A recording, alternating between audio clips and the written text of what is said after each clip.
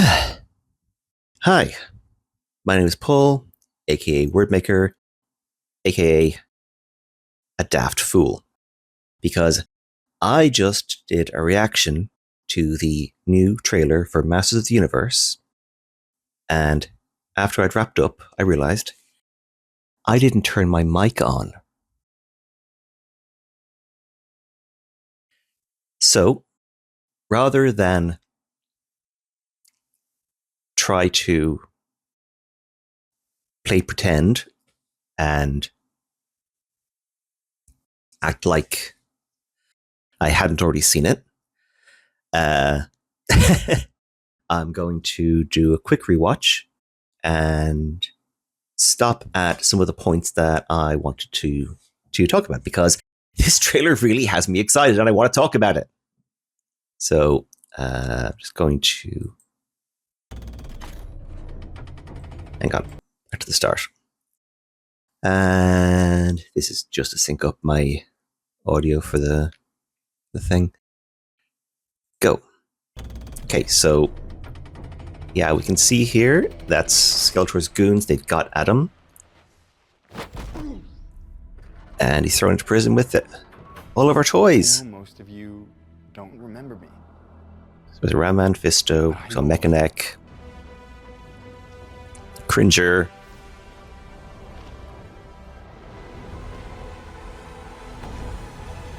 Interesting take on the theme. Did you hear the music there? I loved that, having Cringer as the MGM line. I was stuck light years away on Earth. This music is excellent. I never stopped trying to get back home. Everything changed since you left. I love that. I mean, I love me a good take down the evil empire. My family. Oh, his dad is so dead. I liked the laugh. We'll get to the voice in a minute.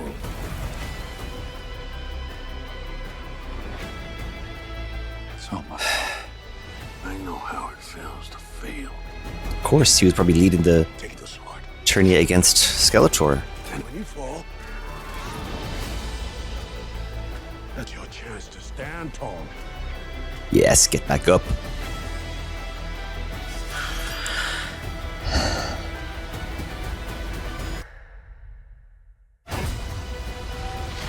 See, I like that one. Hang on.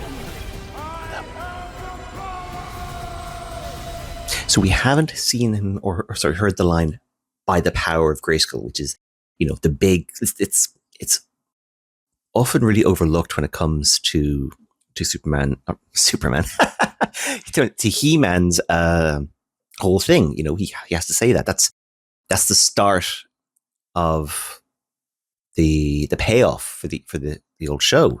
Is because that's summoning the power to him. But it kicks off with, that's when the music kicks in first, and then he draws a sword, and then he says the line. And I this whole thing about how this is hopefully going to be my next video, is partially about how in the old He-Man cartoon, the music is important because that's how you know He-Man's winning. I know that's freaking that's TV analysis 101. It's baby's first critical analysis is music get good, hero win. But I liked that it was a slow motion transformation that we saw there. So like they're making a big set piece out of it. Like the reason that that cartoon shows, even to this day, use stock transformation sequences is to save money. Frankly, it's you get 5-10 seconds of your runtime is just taken care of, or sometimes a full minute is taken care of by reusing this one piece of footage. It's fantastic. But it's also an important set piece to get the viewer hyped up and excited for what they're about to see. Now they're going to start, you're going to see some asses getting kicked.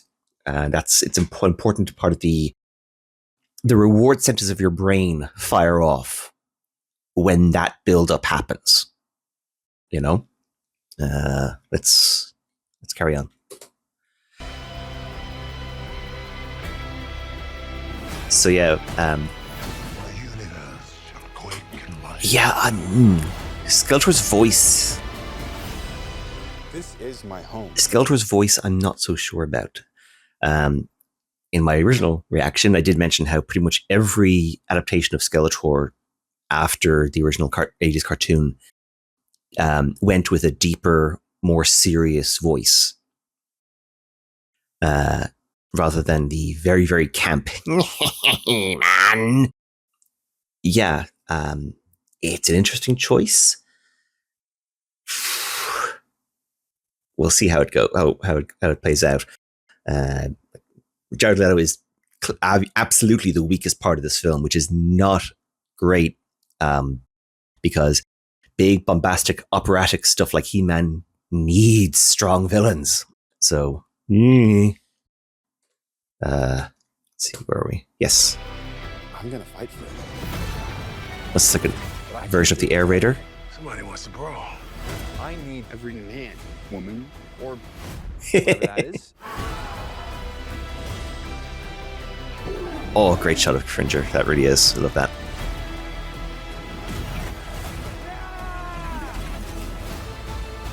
Okay. You may have the power,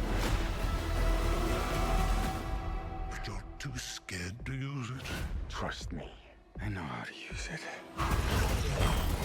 Yeah, I do like that He-Man is struggling a bit with taking on Skeletor like this.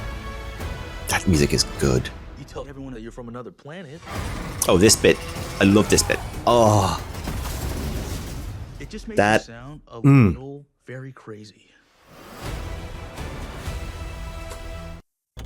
Yeah, that He-Man grabbing the thing. I still can't remember the name of those vehicles.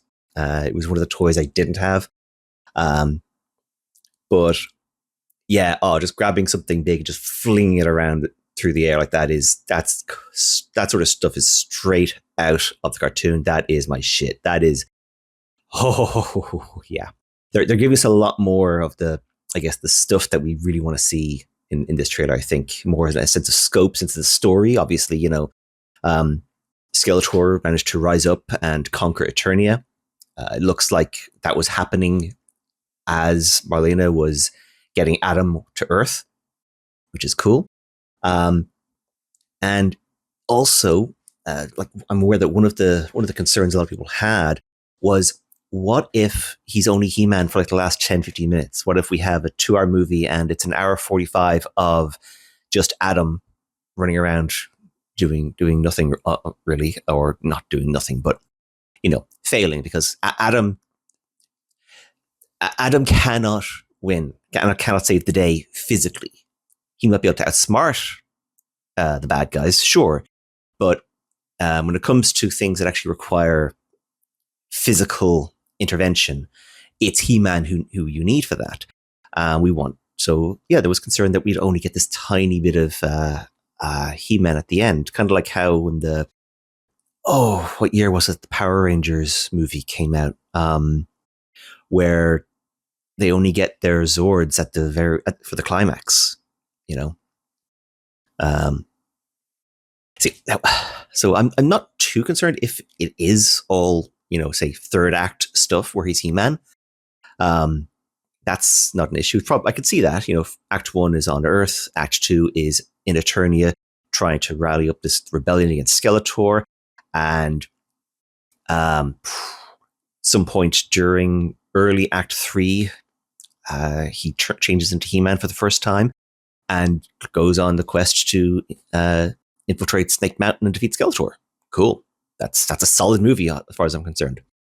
But it does look like there's going to be an extended periods. There's the initial bit where he's up against Trapjaw and Skeletor's soldiers, where that looks like where he's going to change first. Then it's the forest sequence, and then it's traveling to Snake Mountain and yada yada. But yeah, we will get some decent amount of He-Man and some decent amount of conflict resolution, and from what I can see there, some good character moments as well, where he is overcoming his doubts, his insecurities, and learning to use the power that he now has. This is good stuff, it really is. yeah, okay. So, sorry that wasn't a genuine first impression reaction. Like I said, I can be a bit of a daft idiot at times. So, I beg forgiveness. Also, I'm just coming down from a really nasty head cold that one of my kids lovingly shared with me. So, there is that too. Yeah, what do you guys think? What are the parts you're looking forward to on this?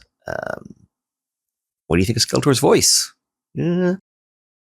Please do let me know. Like as much engagement as you guys can offer is really appreciated. My channel is now monetized, but my numbers, my view numbers, etc., aren't actually high enough that I've actually made anything yet.